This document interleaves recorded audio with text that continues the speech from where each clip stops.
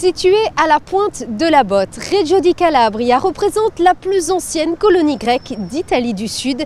Elle est au centre d'une zone touristique de par son importance historique, culturelle et balnéaire. Son influence économique ainsi que sa fonction de pôle d'attraction en font une puissance maritime et industrielle de l'Italie du Sud.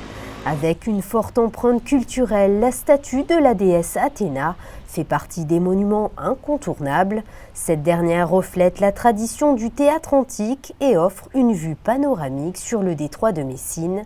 La ville côtière avec ses plages de sable renferme une richesse incroyable, comme son musée national archéologique. Il a été fondé en 1882 et contient une importante collection d'éléments trouvés sur divers sites de Grande Grèce. L'unico museo che racconta tutta l'antichità calabrese in un'unica esposizione, 4 livelli di esposizione dalla preistoria fino alla tarda età romana. Qui ci troviamo nella sezione terminale del museo, quella dedicata alla storia dell'antica Region, quindi di Reggio Calabria greca e poi di Reggio Calabria romana. I bronzi di Riace che sono tra le opere identitarie più famose al mondo. In un anno particolare, qual è quello il 2022, il 50° anniversario della loro scoperta, perché furono rinvenuti il 16 agosto 1972 nel mare di Riace et da allora rendono questo museo un grande attrattore culturale per turisti da ogni parte del mondo. Reggio est également une ville universitaire. Elle offre plus de 70 programmes d'études au sein de 5 entités différentes. Et c'est à l'université méditerranéenne que le souverain a été élevé au rang de docteur honoris causa, un titre honorifique qui vient saluer son engagement en faveur de la protection de l'environnement.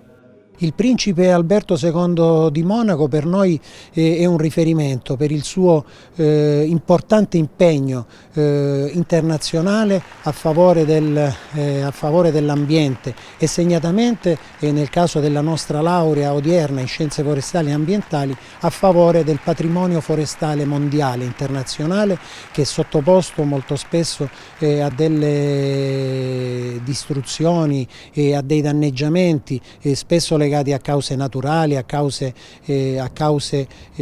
del cambiamento climatico, ma anche per l'azione dell'uomo, per cui riconosciamo nel principe Alberto II di Monaco una personalità di altissimo profilo che ha contribuito e contribuisce proprio alla salvaguardia del pianeta attraverso la salvaguardia delle foreste.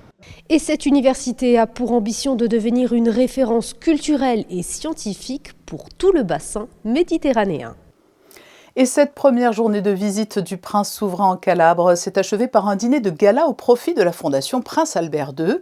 Cette soirée était organisée par Marco Colasanti, le président de la branche italienne de la Fondation, qui a développé d'importantes relations avec des universités, des scientifiques, des experts et des institutions publiques et privées. Elle a également pour mission de promouvoir les initiatives en faveur d'organisations italiennes dédiées à la protection de l'environnement et à la sensibilisation du grand public sur cette question.